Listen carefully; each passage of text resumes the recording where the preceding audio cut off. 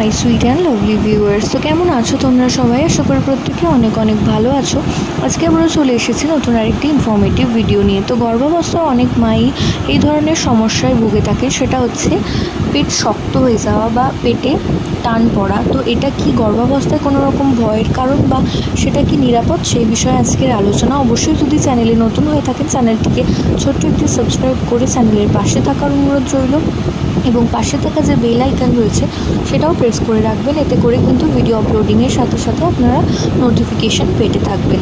তো মনে করা হয় গর্ভাবস্থায় প্রথম 3 মাসে কিন্তু একটা শিশু বাড়তে শুরু করে, যার কারণে কিন্তু জরায়ুর উপর প্রচণ্ড পরিমাণে চাপ পড়ে এবং এর কারণে কিন্তু পেট কিছুটা শক্ত বলে মনে হয় এবং জরায়ুর পেশিগুলো যেহেতু প্রসারিত হয় এই সময় এবং দীর্ঘ হতে শুরু করে, সেই কারণে পেটে তীব্র ব্যথা বা টান অনুভব হতে পারে, যেটা কিন্তু কোনো রকম ভয়ের কারণ না।